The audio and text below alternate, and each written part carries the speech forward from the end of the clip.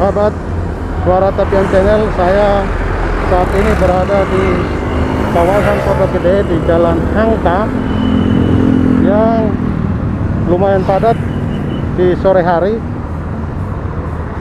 Di sini ada satu tempat yang lagi viral, penjual nasi goreng mantan pegawai KPK, namanya Juliandi Tigor Simanjuntak. Hari-hari yang lalu kami sempat juga mampir di tempat ini. Pengunjungnya belum bludak, bahkan boleh disebut sampai tidak bisa dilayani karena saking banyaknya. Juga awak media, puluhan media datang ke sini meliput. Hari ini lumayan tidak terlalu padat, tapi juga termasuk banyak yang datang di tempat ini makan nasi goreng.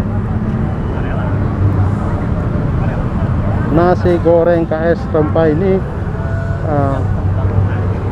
lumayan enak, disajikan oleh Juliandi Tigor Simanjuntak bersama rekan-rekannya. Nanti kita akan wawancara. Dia kelihatan sangat sibuk.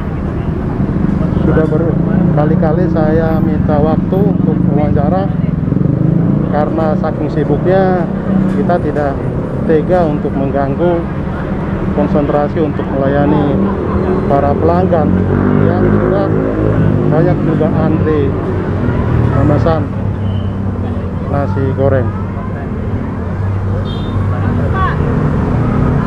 Karena itu kami akan menyampaikan bahwa ini juga terkait dari semangat dari seorang yang tidak akan putus asa menghadapi apapun keadaannya. Mungkin dulu di KPK Juliandi Tigor Simanjuntak punya gaji besar dan kemudian banting setir membuat nasi goreng. Saya kira pasti punya latar belakang kenapa memilih berjualan nasi goreng. Banyak juga yang secara negatif menyebut ini adalah pencitraan. Tetapi melihat antusias dia melayani, dan bukan hanya dia sendiri, dibantu, saya tidak tahu apa karyawan atau keluarga, ini ada beberapa orang. Ini benar usaha yang dirintis, yang disebut UKM. Yang menarik lagi, Juliandi Tigor Simanjuntak ini ternyata juga aktif di gereja di GKI Jatimurni. Nanti akan kita tanyakan apa aktivitas dia di gereja GKI Jatimurni. Sahabat Suara Tapian Channel, akan kita sajikan nanti tanya jawab langsung dengan pemilik dari nasi goreng KS Rempah ini. Dia sudah berjanji nanti akan melayani kita, dan sebenarnya kemarin, tetapi karena banyak juga pengunjung tidak sempat. Ya. Kenapa nasi goreng ini jadi curang? Aku juga nggak tahu ya, karena kalau bicara kita mulai usaha itu sebenarnya dari 3 minggu lalu gitu. Artinya memang saya sendiri memulai ini tidak pernah ada keinginan untuk seperti ini gitu. Cuma memang pada saat teman-teman kami 57 itu datang, sepertinya itu menjadi suatu katakanlah sweeteners gitu. Jadi pemanis sehingga banyak orang ingin meliput teman-teman kita gitu. Jadi ini salah satu kegiatan yang memang saya termasuk bagian dari 57 yang kemudian nasibnya sama seperti teman-teman lain, disingkirkan dari KPK. Banyak yang bertendensi ini pencitraan begitu. Apa tanggapan Bang Tigor? Itu kan pandangan orang, ya silakan saja, itu hak mereka. Tapi artinya begini, saya saat ini sudah tidak lagi bekerja. Kalau saya mau mulai usaha, artinya itu sesuatu yang menurut pandangan saya adalah hal yang lumrah, bahkan harusnya patut diapresiasi begitu. Saat ini saya totali nggak bekerja di KPK lagi. Jadi untuk meneruskan kegiatan yang sampai saat ini juga saya masih terus berproses begitu untuk tentunya mendapat pekerjaan sesuai dengan bidang saya. Ya usaha adalah salah satu bentuk kegiatan untuk untuk menghilangkan kepenatan juga ya, selain menghasilkan tentunya. Ini konsep UMKM ini Pak, entrepreneur jiwanya. Jiwa usaha ini. Ya tentunya dengan berlatar belakang bahwa itu tadi, bahwa saya pribadi sudah tidak lagi bekerja, artinya saya harus mencari usaha yang sesuai dengan kemampuan tentunya. UMKM menjadi satu pilihan yang paling masuk akal begitu, dari sisi permodalan yang tidak terlalu besar. Dibantu berapa orang ini? Saat ini saya dengan rekan kerja saya itu kami berdua untuk untuk memulai usaha ini, namanya Mas Endro. Saat ini kami dibantu, kalau di sini sendiri ada 5 orang. Di rumah yang membantu untuk mempersiapkan itu ada 2 orang.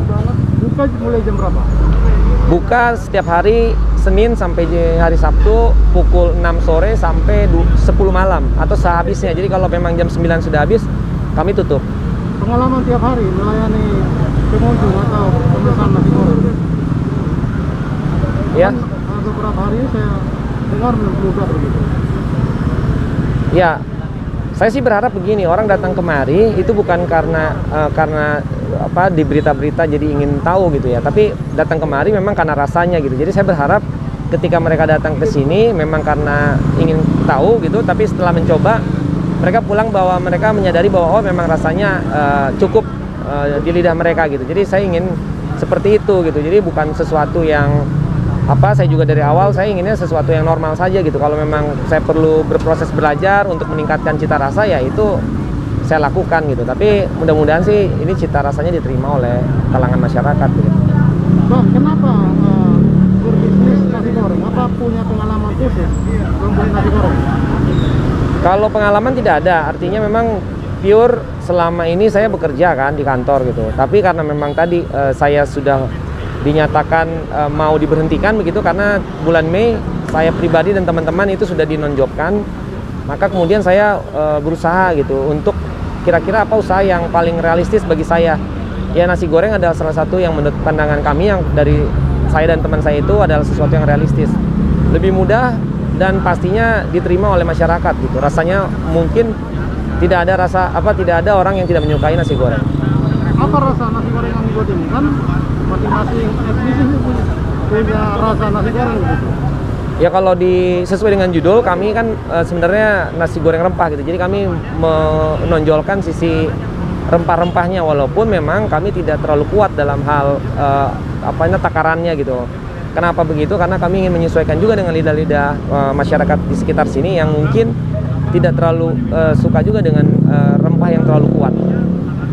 Bang Tigor, ya. 58 orang yang disebut yang lolos dari ASN di KPK itu karena disebut Taliban begitu. Kami dengar Bang Tigor itu justru seorang Nasrani Kristiani yang aktif di gereja, melayani di gereja GKI Jatimurni ya. Betul. Sebagai apa? Jadi di pelayanan tahun kemarin saya kebetulan baru turun sebagai penatua begitu. Jadi memang 3 tahun sebelumnya saya jadi penatua. Ya setiap minggu ya pasti lebih banyak waktunya di gereja. Jadi memang ketika ada isu-isu itu sih sebenarnya cukup menyesatkan juga gitu. Karena kan kami ada beberapa orang yang memang memiliki latar belakang Kristen begitu. Jadi saya juga bingung kenapa orang-orang kemudian dapat saja gitu termakan oleh isu itu gitu. Kami nyatakan memang tidak ada itu di Taliban di KPK itu sendiri. Oke Bang, apa makna memahami hidup? Karena dulu di KPK ya tentu itu kan harus berbagai ragu partai menangani kasus besar gitu. Ini harus melayani di kaki lima. Apa di Bali gitu, kehidupan naik turun kehidupan ini apa maknanya bagi kaki lima? Pertama yang harus digarisbawahi begini, saya di KPK itu adalah pegawai yang dibiayai oleh negara. Artinya memang secara secara status saya ini pejabat publik gitu, yang memang prinsipnya harus melayani masyarakat. Terlepas saya memiliki tugas untuk sidang dan sebagainya, ya tetap aja pelayanin masyarakat begitu. Di sini saya sebagai pengusaha juga melayani konsumen. Sebenarnya dari sisi aspek itu adalah sisi ada kesamaannya begitu ya. Saya harus melayani. Nah, yang kedua terkait dengan pekerjaan, saya rasa baik itu di KPK maupun di sini masing-masing memiliki tingkat excitingnya lah. Saya punya rasa untuk lebih terus meningkatkan diri gitu. Di satu sisi itu kompetensi di bidang hukum, kalau di sini ya tentunya bagaimana secara bisnis saya harus terus meningkatkan begitu. Dengan kondisi sekarang misalkan saya harus terus meningkatkan produksi, bagaimana kemudian meningkatkan sumber daya manusianya, bahkan seterusnya sampai dengan bagaimana usaha ini mau dibawa ke depannya begitu. Yang terakhir Mas Umar, ya. Apa obsesi karena usaha ini kan sudah viral, sudah diminati banyak orang, hampir tiap hari banyak pengunjung. Adakah rencana juga membuka cabang?